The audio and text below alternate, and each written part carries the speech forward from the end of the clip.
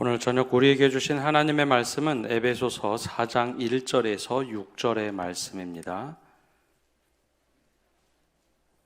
신약 성경 312면입니다. 우리 1절에서 6절의 말씀 한 절씩 교독하겠습니다.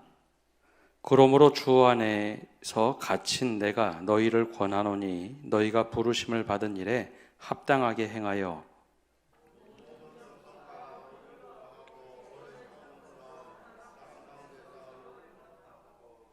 평안에 매는 줄로 성령이 하나 되게 하신 것을 힘써 지키라.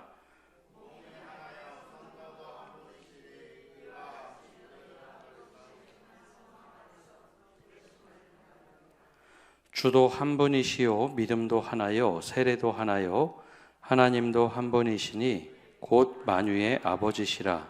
만유 위에 계시고 만유를 통일하시고 만유 가운데 계시도다. 아멘. 우리 지난주부터 우리 21세기 대한예수교 장로의 신앙고백서 말씀 보고 있는데요. 교리라고 하는 것은 성경을 읽으면서 이렇게 틀을 가지고 이해하라라고 하는 하나의 틀거리입니다. 이것이 그 시대에 어떻게 성경을 이해하고 또 어떻게 살아가야 되는가 그걸 담은 것입니다. 오늘은 그 두 번째 시간으로 지난주에 이어서 하나님에 대한 이해, 특별히 사랑과 생명의 근원이신 삼위일체 하나님이 하시는 일에 대해서 함께 나눠보고자 합니다. 우리 제일 먼저 있는 우리 1-2항 우리 지난주에 나눠드렸는데요. 안 가져오신 분들 많을 텐데 혹시 자막 보시고 한번 함께 읽어보겠습니다. 1-2항 함께 읽어보겠습니다. 하나님께서는 온 인류와 우주 만물을 창조하시고 지탱하시며 구속하여 성화시키시고 새 하늘과 새 땅으로 인도하사 영화롭게 하시며 영원한 사랑의 교제 코이노냐를 누리게 하신다. 여기에 나오는 5가지 사역이 나오는데 오늘은 4가지 사역을 좀 함께 나눠보고자 합니다. 하나님께서 세상을 만드시기 전에 원래 하나님은 한 분으로 계셨죠.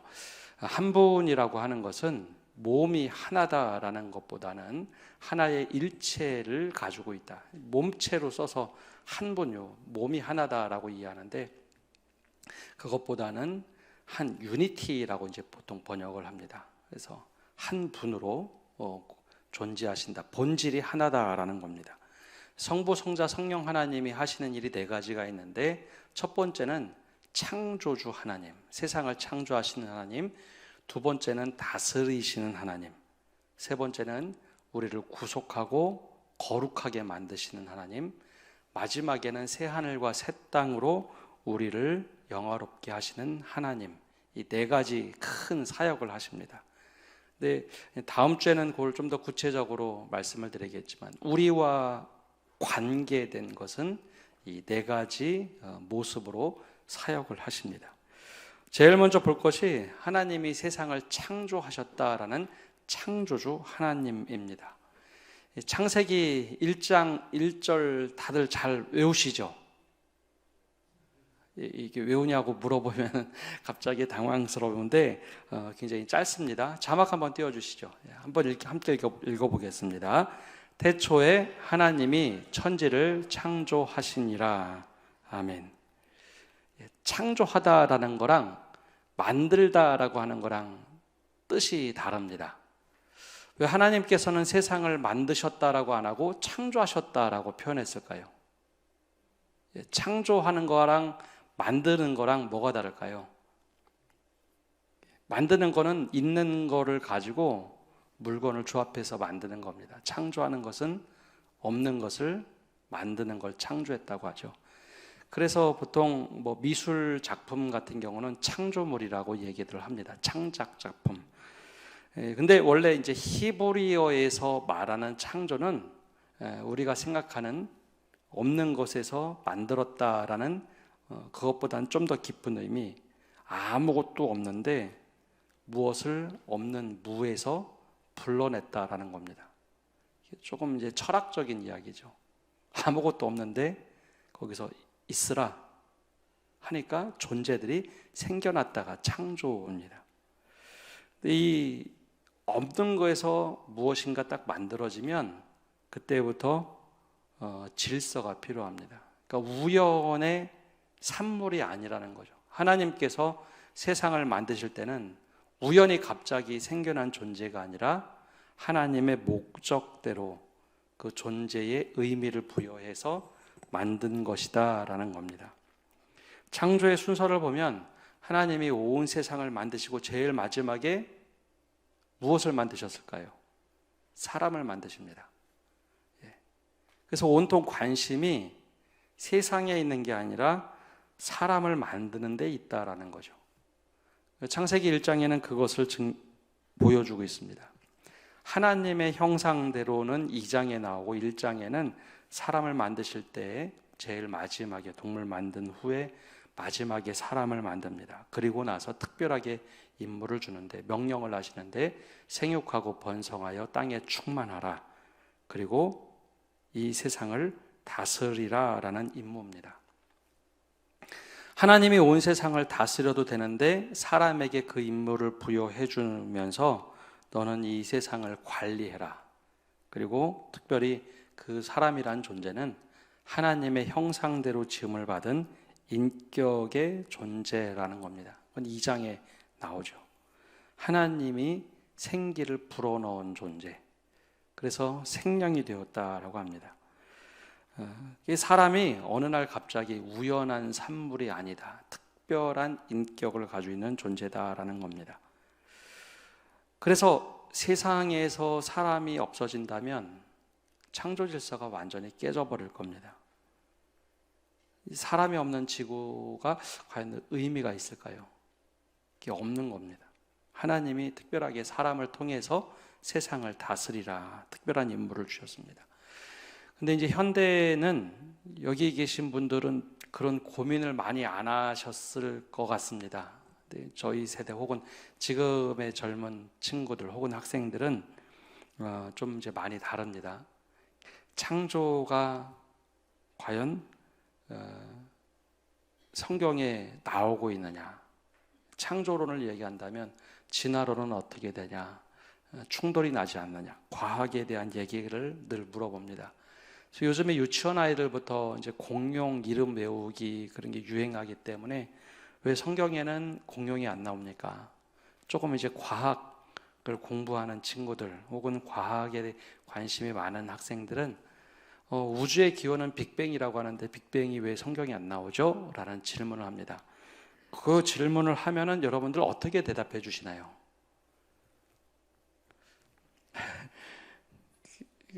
야, 이거 믿어야 돼. 믿어야 돼. 그러면서 이제 얼버무리는 경우가 많습니다.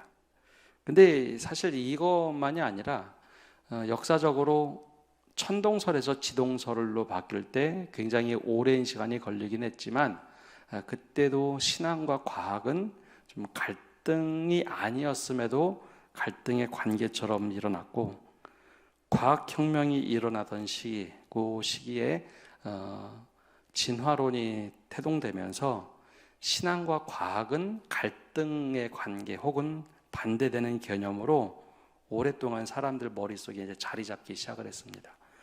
진리 그러면 종교가 진리의 자리 16세기, 17세기만 해도 있었는데 지금은 사람들이 진리 그러면 신앙이나 종교라는 것보다는 과학이 진리라고 생각을 하는 사람들이 훨씬 더 많아졌습니다. 과거에는 없던 거죠. 그러면서 신앙과 과학은 대치가 된다라고 많이들 생각을 합니다. 그러다 보니 이런 질문을 하면 무조건 믿어라.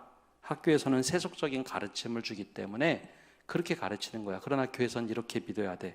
그러면 아이들이 헷갈려 합니다. 성경에서 창조주 하나님을 말하고 있을 때 과연 창조와 과학이 부딪히고 있을까? 꼭 그렇지만은 않는다는 겁니다. 오히려 과학의 도전이 오면 신앙을 가지고 있는 우리는 그것에 대해서 답을 할 수 있어야 됩니다. 천동설을 믿고 있던 시대에 지동설을 얘기했다고 해서 나중에 파문을 하고 종교 재판을 하죠. 근데 나중에는 그걸 다 받아들입니다. 지금은 아마 지구의 천동설을 믿고 있는 사람이 거의 없을 겁니다. 물론 일부가 그런 음모론을 얘기는 하지만 대부분 다 지동설을 이야기합니다. 이제 이럴 때 이제 어떻게 얘기해 줘야 되는가 하는 겁니다. 성경에 기록된 목적은 우리를 구원하고자 하시는 목적으로 쓰여진 책입니다. 하나님의 감동으로 된 성경은 교훈과 책망과 바르게 함과 의로 교육하기에 유익하다. 그러면서 성경에 쓰여진 목적은 구원을 위해서 쓰여진 책으로 대부분 성경은 인물 중심으로 쓱 적혀져 있습니다. 그러니까 어떻게 하나님이 역사를 이끌어가고 구원하시는가, 그 중심으로 기록되어 있죠. 그래서 과학의 입장을 다 표현하지도 않고 대변하지도 않습니다. 성경에는 컴퓨터 이야기나 휴대폰, 지금의 현대과학 이야기는 하나도 없죠. 그러니까 믿음의 어떤 길을 갈 것인가를 말하고 있습니다. 예컨대 이제 아이들한테 이런 얘기를 해주면 아이들이 이해하기가 쉽습니다. 국어책에 보면 이런 표현이 19에 나올 때가 있습니다. 하늘에서 별이 쏟아진다. 무슨 표현인지 다 아시죠? 하늘에서 별이 쏟아진다. 근데 이것을 천체과학 하는 사람한테 이 표현을 쓰면 이게 맞는 말일까요? 틀린 말일까요? 하늘에서 별이 쏟아진다. 천체과학을 하는 사람은 이 말에 동의 절대 하지 않습니다. 천체과학에서는 별이 쏟아질 수가 없습니다. 우리가 지금 바라보는 모든 별은 적어도 몇만 광년 떨어졌기 때문에 지금 보는 별빛은 수만 년 전의 빛입니다. 그 별이 지구로 진짜 왔다. 별이 쏟아지면 인류의 종말이죠. 별똥별은 쏟아질 수 있어도 별이 쏟아지는 경우는 없습니다. 그러면 국어책이 과학의 입장으로 보면 틀린 겁니다. 근데 어느 누구도 그렇게 얘기하지 않죠. 과학은 과학의 영역이 있고 국어라는 시상 혹은 그것은 시상의 영역이 있습니다. 중복되는 것도 있지만 다른 것도 있죠. 아까 말씀드린 것처럼 성경은 구원을 이루기 위해서 쓰여진 책입니다. 물론 과학으로 설명할 수 있는 것도 있지만 성경에서 말하는 창조라는 것은 우연의 결과로 우리가 존재하는 것이 아니라 하나님의 목적대로 그리고 하나님의 질서대로 지음을 받았다라는 것을 강조하고 있는 책입니다. 특히 사람이란 존재는 우연의 산물이 아니라는 거죠.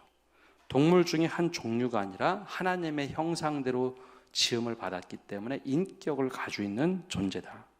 더 나아가서 원래 사람은 하나님과 소통하는 존재였다라는 겁니다. 그런데 그것이 끊어졌기 때문에 죄에 쉽게 노출이 되고 온전하지 않은 사람이 됐다는 거죠. 그래서 하나님과의 관계가 회복이 되면 사람들이 기도라는 것을 합니다. 물론 기독교 외에도 사람들이 기도를 합니다. 신이 없다고 한다면 사람이란 존재가 기도라는 것을 할 수가 없어야지 정상입니다. 그러니까 순전히 이성만 가지고 사는 존재였다면 기도를 왜 합니까? 과학의 모든 것을 증명할 수 있는데, 즉 우리는 누군가 의지하고 절대자를 의지하고 또 바라보고 살던 존재였기 때문에 그런 습성들이 남아있기 때문에 기도라는 걸 하는 겁니다. 그러나 우리가 예수님을 믿고 하나님을 완전히 믿게 되면 진짜 인격의 하나님과 소통을 하는 존재라는 거죠. 그래서 교회에서는 그 이야기를 많이 합니다. 하나님을 진짜 만나면 인생의 목적을 찾는다. 우리를 만든 목적과 그걸 하나님을 만나면서 다시 한번 찾기 때문에 하나님이 우리를 왜 만드셨을까? 그래서 그 딱딱한 웨스트민스터 신앙고백, 사람의 첫째가 하는 계명이 무엇이냐, 목적이 무엇이냐, 하나님께 영화롭게 하는 겁니다. 바로 그런 목적들을 찾아가는 겁니다.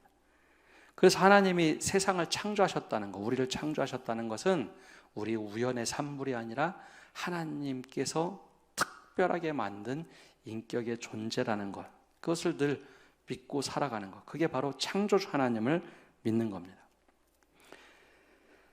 그러면 두 번째 또 사역은 무엇일까? 하나님께서 하시는 사역, 창조 사역으로 세상을 만드시고 사람을 특별하게 만드시고 지금도 여전히 하나님께서는 역사를 주관하시는 하나님이십니다. 역사를 주관하신다. 이 세상을 다스리고 계시다라는 거죠. 하나님이 세상을 만드실 때 무에서 유를 만듭니다. 아예 없는 곳에서 존재를 확 이끌어내셔서 있어라. 그럴 때 이 모든 존재가 질서가 없으면 존재할 수 없습니다. 그래서 하나님은 두 가지 면에서 질서를 만들어 가시고 세상을 운영해 가십니다. 하나는 자연세계고 또 다른 것은 역사의 주관자입니다. 창세기 1장 2절과 3절 말씀 함께 읽어보겠습니다. 2절과 3절 말씀입니다. 땅이 혼돈하고 공허하며 흑암이 기쁨 위에 있고 하나님의 영은 수면 위에 운행하시니라. 하나님이 이르시되 빛이 있으라 하시니 빛이 있었다. 여기서 혼돈하고 공허하다, 이게 영어로 케이오스, 무질서한 상태, 아무것도 없는 것 같지만 무질서가 있는 상태를 말하고 있습니다. 그런데 하나님이 빛이 있으라 라고 말씀하시면서 빛이라는 존재를 만드시는데 그때부터 질서가 생깁니다. 그래서 온 우주는 질서가 있습니다. 법칙이라는 것이 있죠. TV에서 어느 날 신앙이 없는 과학자가 이런 말을 한 것을 들어본 적이 있습니다. 우주가 또 세상이 움직이는 질서를 보면 가끔 신의 존재가 있다라고 느껴진다라는 겁니다. 이게 무신론 과학자입니다. 왜 그러는가? 세상이 움직이려면 과학의 질서가 필요한데, 예컨대 이제 그런 표현을 씁니다.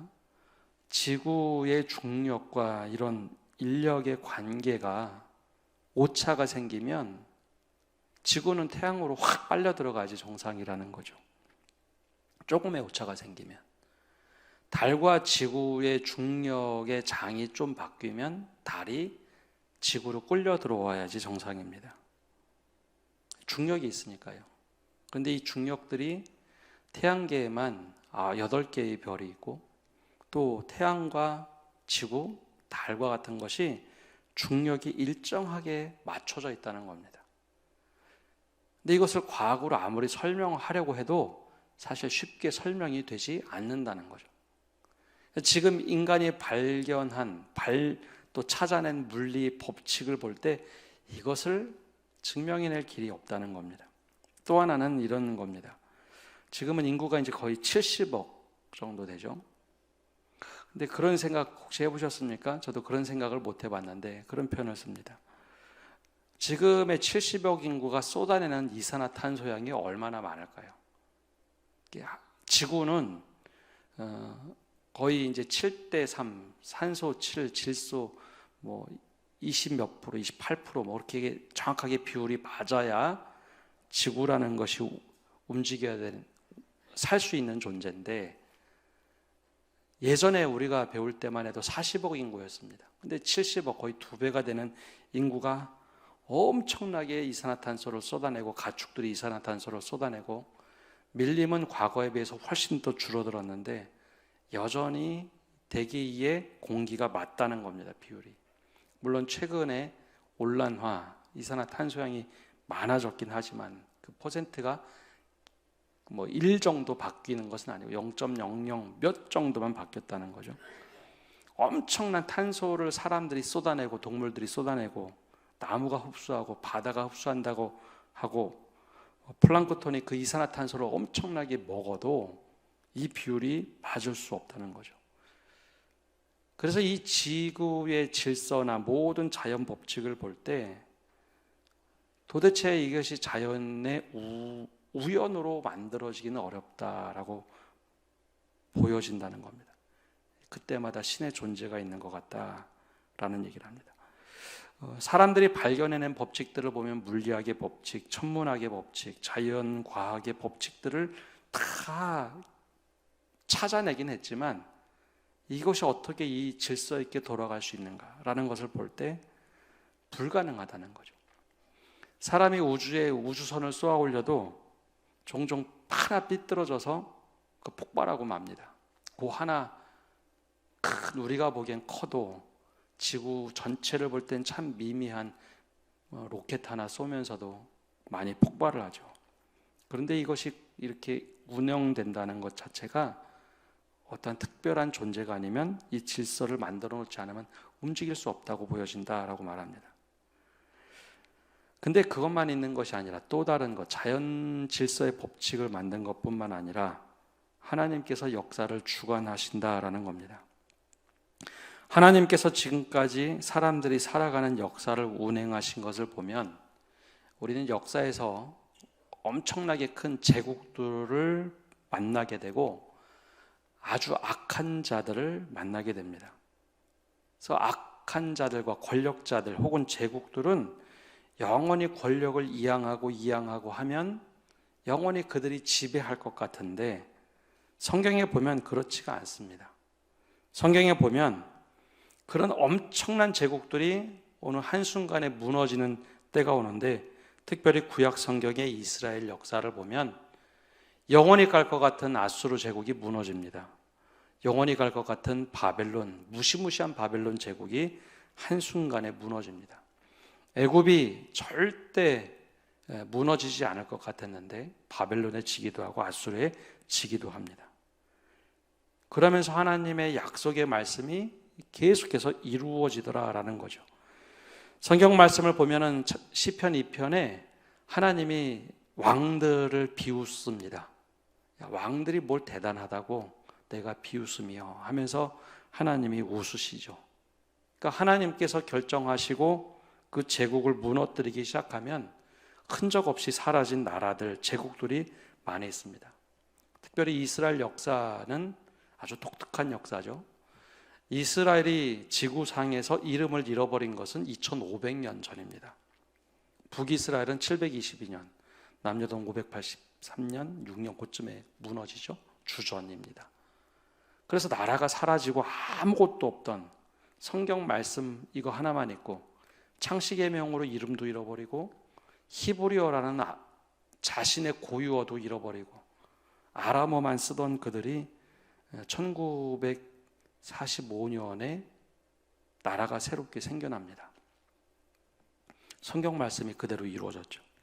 하나님이 약속하시니까 그 약속을 이루시더라라는 거죠. 그게 역사를 주관하시는 하나님이라는 것을 현실 역사에서 우리가 또렷하게 볼 때가 있습니다. 지금도 마찬가지입니다. 왕정시대, 민족시대에서 왕정시대로, 군주시대, 공화정시대, 지금은 민주주의 시대, 한동안은 마치 그것이 더 우위인 양 공산주의 시대가 왔지만 지금은 거의 전 세계의 대부분의 국가들은 민주주의 제도를 택하고 있습니다.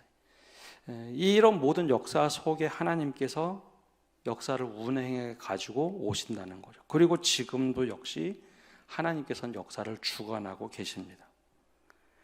아무리 세상의 독재자와 압제자들이 득세하는 것 같아도 성경에 나오는 대로 그들이 얼마 못 갔을 거다.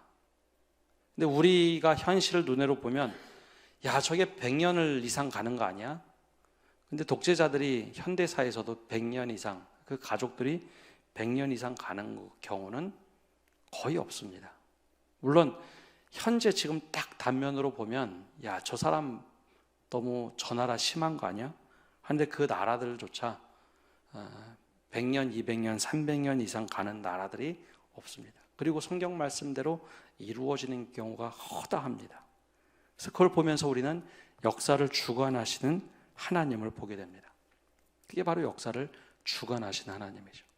근데 이게 순서가 있습니다. 창조하시고 역사를 이끌어 가시는데 그럼 역사를 어떻게 이끌어 가시는가?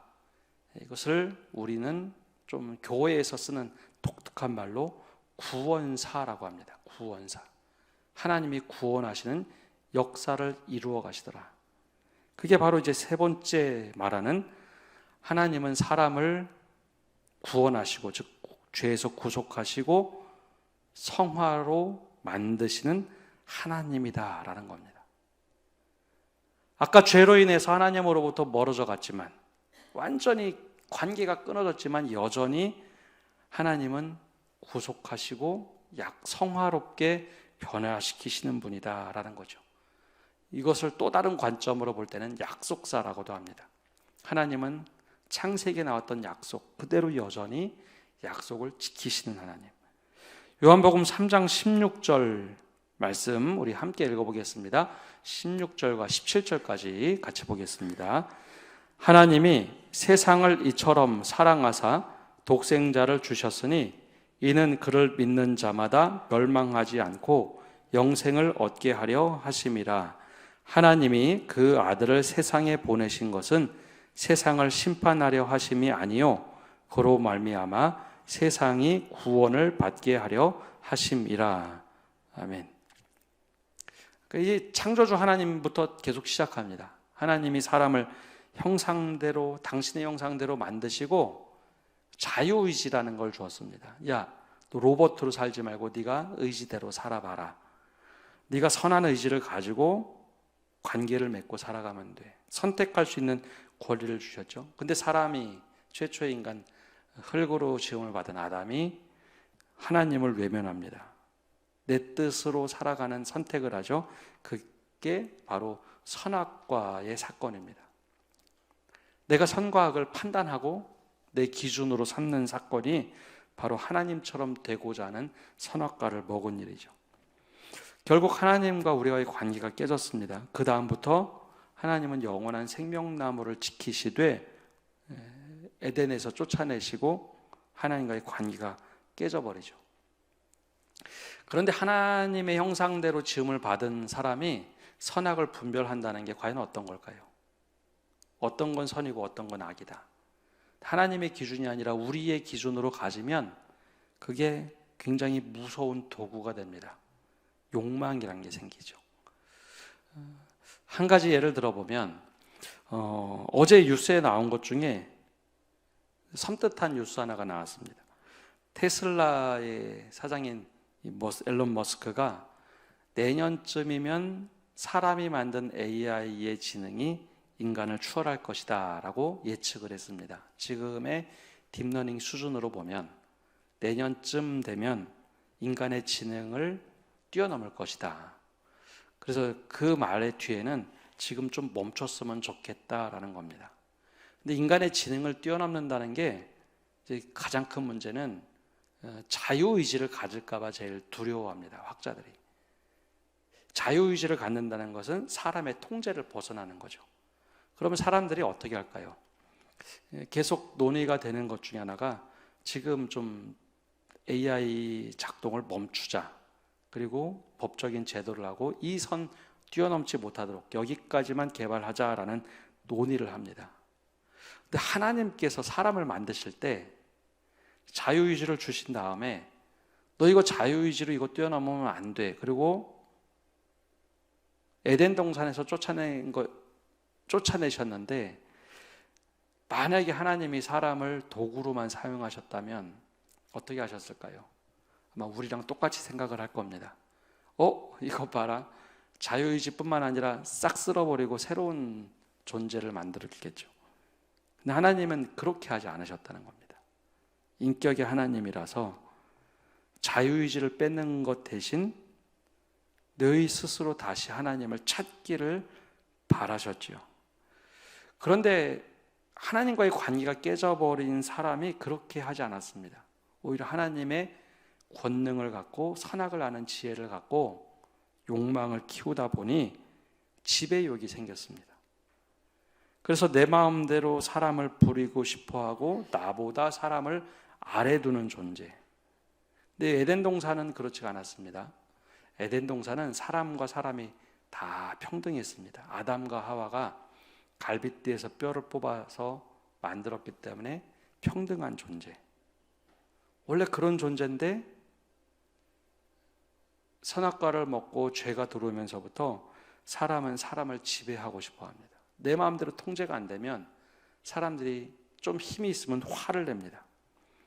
또 불을 쌓고 힘을 키우려고 하죠. 에덴 동산에서는 불을 쌓는 개념이 원래 없었습니다. 하나님께서 원하신 세상은 불을 쌓는 곳이 아니라 자연에서 똑같이 자연 속에서 어우러지면서 나누면서 하는 거죠. 그런데 그 모든 관계가 깨져버렸습니다. 하나님의 관계가 가장 중요한 존재인 사람이 힘과 부가 더 중요한 존재가 되었죠. 이것을 보여주는 상징적인 성경이 출애굽기입니다. 애굽은 다 피라미드 문화로 되어 있죠. 사람들이 그렇게 살도록 만들어 버렸습니다. 그래서 이 세상은 피라미드 구조를 다 가지고 있습니다. 권력도 힘도 부도 위로 올라갈 수 가면 갈수록 다 많이 가지고 있는 세상. 근데 하나님께서 원하신 것이 그것이 아니었죠. 그래서 하나님께서는 어떻게 만드셨는가? 바로 예수 그리스도를 믿는 사람들을 구원하시고 거룩하게 하셨다라는 것 자체가 성화롭게 하신다. 그것은 세상의 법칙으로 살아가지 말고 하나님의 뜻대로 구별되어 살아가라 라는 겁니다. 하나님의 뜻대로 구별되어 살아가라. 하나님께서 꿈꾸시는 예수님께서 선포하신 하나님 나라를 살아갈 수 있도록 우리를 원하시는 겁니다. 그게 바로 하나님께서 구원에 이르도록 하시는 방법들입니다. 목적이란 거죠. 그래서 마지막으로 우리 교리에 나오는 것이 새 하늘과 새 땅을 만드시는 하나님입니다. 그걸 조금 다르게 표현하면 네 번째로 하나님 나라에 초대하시는 하나님입니다. 요한계시록 21장 1절과 2절 말씀을 보면 이렇게 되어 있습니다. 함께 읽어보겠습니다. 또 내가 새 하늘과 새 땅을 보니 처음 하늘과 처음 땅이 없어졌고 바다도 다시 있지 않더라. 또 내가 보매 거룩한 성 새 예루살렘이 하나님께로부터 하늘에서 내려오니 그 준비한 것이 신부가 남편을 위하여 단장한 것 같더라. 마지막 종말의 때를 말하는 거죠. 근데 이것은 학자마다 좀 다른데요. 저는 이런 입장을 취합니다. 세상에 종말이 오면요, 이 세상이 마치 늘 우리가 영화나 현대사에서 너무 많이 봐서 종말 그러면 우주에서 운하가 떨어지든지 아니면 원폭이 떨어져서 막 지구가 완전히 초토화가 되든지 그걸 다 종말로 떠올립니다. 많이들 그러시죠. 이 인류의 종말이 그렇게 오겠다. 그러면 새 하늘과 새 땅이라는 것이 과연 어떤 것일까라는 겁니다.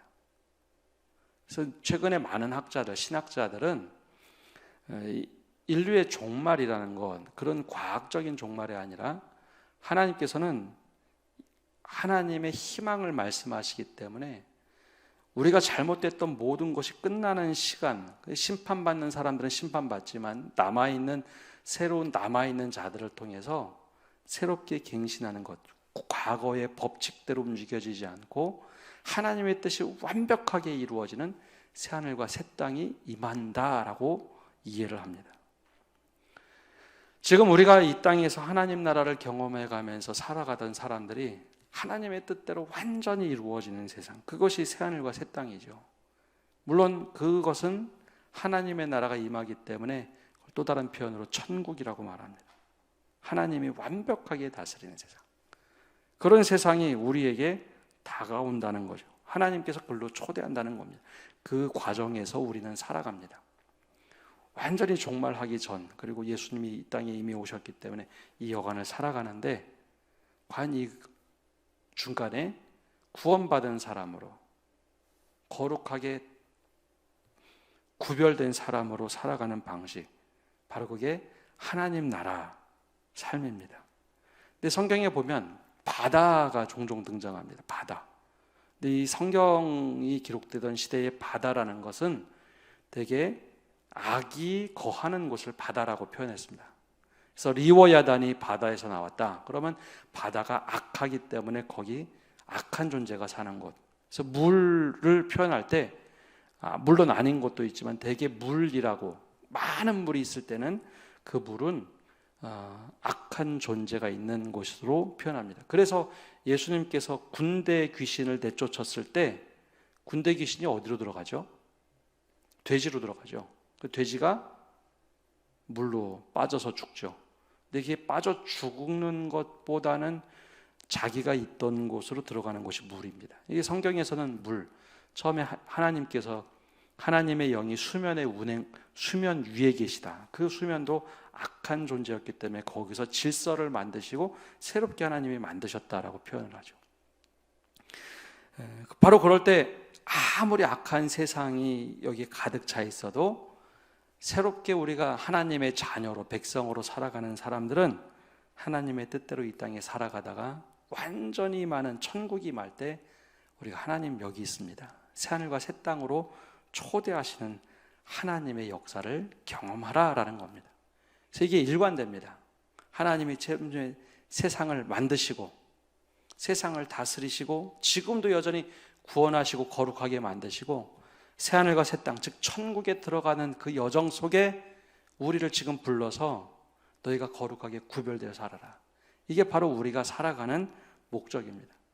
그래서 창조주 하나님을 믿지 않으면 그냥 우리는 예수님이 나를 위해서 구원하셨대, 이 뒤에 부분, 요 부분만 가지고 계속 신앙생활을 하려고 합니다. 근데 이 큰 그림에서 보면 하나님이 왜 창조하셨고 우리를 지금도 왜 다스리고 약속의 말씀을 자꾸 이루어 가시고 우리를 어떻게 살도록 부르셨는가. 하나님의 뜻대로 거룩하게 구별되어서 남들이 다 그렇게 살아가더라도 우리가 약속의 말씀 붙잡고 이 땅이 바로 이 사랑과 생명을 가지고 살아가는 존재가 되어라. 그래서 우리 교리 마지막에 하나님의 속성을 하나 더 이야기합니다. 하나님은 친교, 즉 코이노니아로 살아가시는 분이니까 너희도 예수 믿는 사람으로 코이노니아, 즉 친교를 하며 살아가라. 그게 바로 하나님께서 우리를 부르시면 특별히 이 땅에서 살아가는 모습이라고 말씀을 하고 있습니다. 우리가 이 땅에서 구원받은 사람으로, 선택받은 사람으로 어떻게 살아갈까? 그게 바로 삼위일체 하나님으로부터 배우는 겁니다. 아, 하나님이 이렇게 우리를 부르고 살도록 하셨구나. 이게 확실하면은 흔들리지 않습니다. 어려운 일이 있어도 하나님이 나를 지금 이 길로 가도록 하시는구나. 그래서 그거를 붙잡고 살아가는 게 믿음입니다. 오늘도 창조주 하나님께서 우리에게 끊임없이 하나님의 뜻대로 살아가도록 구원하시고 거룩하게 살아가도록 도전하십니다. 이 땅에 내가 밟는 땅이 새 하늘과 새 땅이 되도록, 또 오늘 내가 당장 하나님의 부름을 받더라도 맞습니다. 내가 있는 곳, 가정과 교회와 직장, 내가 만나는 사람에게는 새 하늘과 새 땅을 경험할 수 있도록, 새 예루살렘, 새 예배자로 경험할 수 있도록 내가 그렇게 살겠습니다. 구별돼서 살겠습니다. 다짐하고 결단하는 성도 여러분 되시기를 바랍니다. 기도하겠습니다. 하나님, 오늘도 저희를 불러주셔서 주님의 자녀 삼아주심에 감사합니다. 또한 주님의 백성 삼아주셔서 감사합니다. 창조부터 우리를 다스려 주시고 지금도 여전히 우리를 구원으로 초대하시고 거룩하게 구별되어서 살아가기를 원하시는 주님, 우리가 밟는 땅이, 우리가 만나는 모든 사람이 하나님의 백성이요 하나님의 나라가 될 수 있도록 우리가 구별되어 살아가는 저희 되게 하여 주시옵소서. 그래, 하나님의 뜻이 하늘에서 이루어진 것처럼 이 땅에서도 이루어질 때 바로 내가 밟고 있는 땅이 하나님의 뜻이 이루어지는 곳이 되도록 축복하여 주옵소서. 이 원론적인 말씀처럼 보이지만 이 말씀을 실천하고 살아갈 때 우리에게 주님께서 늘 동행하여 주시고 축복하여 주옵소서. 늘 주님께 모든 것 맡겨드리며 예수님의 이름으로 기도합니다. 아멘.